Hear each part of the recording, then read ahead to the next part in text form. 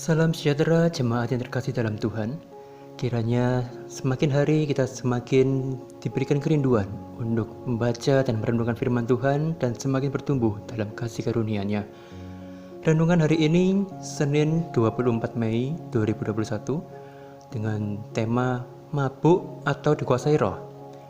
Bacaan terambil dari Kisah Para Rasul pasal 2 ayat 14 hingga 17.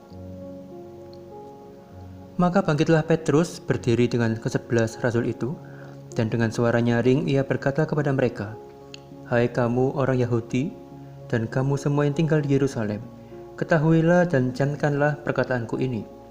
Orang-orang ini tidak mabuk seperti yang kamu sangka, karena hari baru pukul 9. Tetapi itulah yang difirmankan Allah dengan perantaraan Nabi Yoel. Akan terjadi pada hari-hari terakhir, demikianlah firman Allah, bahwa aku akan mencurahkan rohku ke arah semua manusia, maka anak-anakmu laki-laki dan perempuan akan bernubuat, dan teruna-terunamu akan mendapat penglihatan-penglihatan, dan orang-orangmu yang tua akan mendapat mimpi." Anda pernah berbicara dengan orang mabuk? Orang yang sedang mabuk bisa bicara banyak hal, mengatakan berbagai hal. Namun hal-hal itu dibicarakan di luar kendali orang tersebut. Tidak heran, banyak orang kemudian menyesali perkataan yang diucapkan dalam keadaan mabuk. Itulah gambaran orang yang sedang mabuk. Mereka tidak dapat menguasai pikiran, perkataan, maupun perbuatan mereka. Para rasul mengagetkan banyak orang ketika mereka secara tiba-tiba tampil dan berkata-kata dengan berbagai bahasa. Dan beberapa orang menyangka bahwa para rasul sedang mabuk anggur manis. Simon Petrus tampil dan meluruskan bahwa para rasul bukan sedang mabuk, melainkan sedang mengalami penggenapan janji Allah, yaitu tentang dicurahkannya Roh Kudus.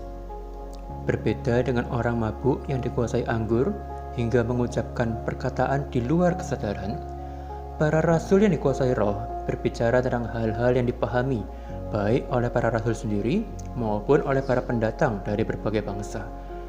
Para pendatang itu tercengang sebab mereka mengenali bahasa yang digunakan oleh para rasul, dan mereka memahami segala yang dikatakan oleh para rasul, yaitu tentang perbuatan-perbuatan besar yang dilakukan Allah.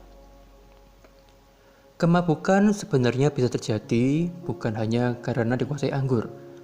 Banyak perkara duniawi yang bisa memabukkan seseorang hingga mau dan rela melakukan tindakan-tindakan yang tidak sewajarnya dilakukan. Mabuk harta, mabuk kekuasaan, dan sebagainya. Firman Tuhan beberapa kali memberikan nasihat kepada kita agar kita tidak hidup dalam kemabukan, melainkan hidup dalam roh.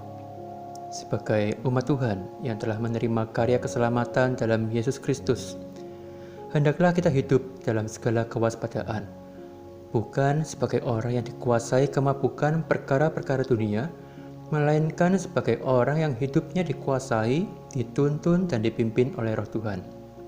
Sebagaimana Rasul Paulus pun menasihatkan kepada setiap kita.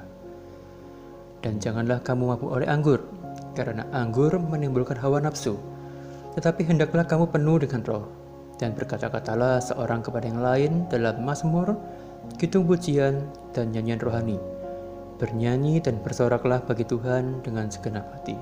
Efesus 5 ayat 18 hingga 19. Amin.